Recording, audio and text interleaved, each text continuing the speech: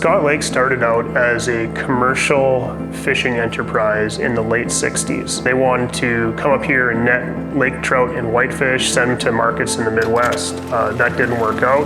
Fortunately for us, it turned into a recreational camp, a real small thing in the 70s, and then had progressed through a number of owners to the current ownership and the improvements and enhancements into what Scott Lake is today. Like many fisheries, this was a catch and kill fishery for the most part. We didn't understand what catch and release was. We maybe didn't understand how long it takes to replace big fish up in this part of the world. Things grow so slowly. So a carefully implemented catch and release program, better fish handling by the guide team, and spreading pressure out, not just on Scott Lake, but among all the flyout lakes, really has improved the fishery to the point where it's as good as it's ever been in the history that we've had records up here.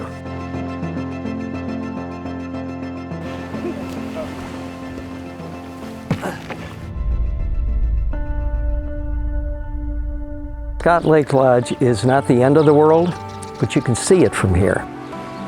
You can get an airplane and you can fly for 2-3 hours looking out the window and seeing absolutely nothing but thousands of unnamed lakes, beautiful open terrain. I think the word that covers the big attraction, at least for us, is simplicity.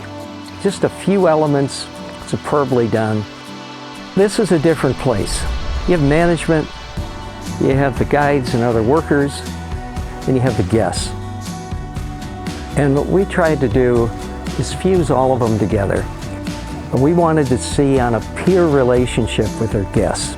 The bond with guides and their guests has one very pragmatic result.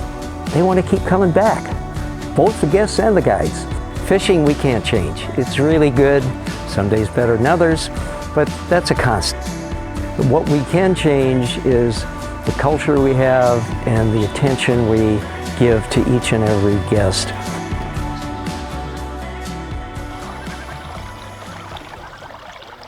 Scott Lake and our flyouts, the fishing holds its own. It's spectacular.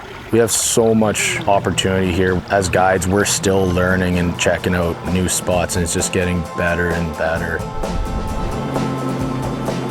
Learning new things is what drives me, especially when it comes to fishing.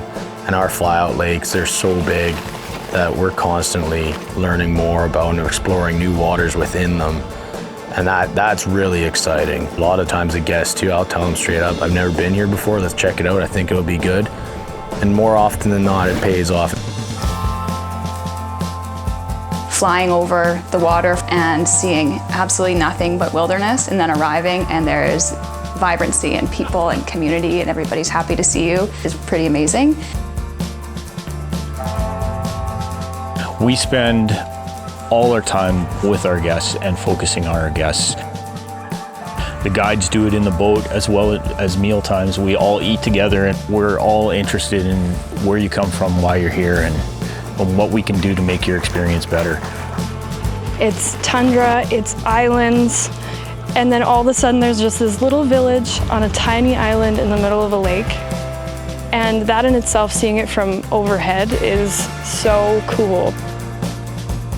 We've gone from just an old crusty fishing camp to a fishing resort, which I like to call it. I hope this place goes on for another 100 years and gets bigger, and we can share this experience with a lot of other good people that come up here.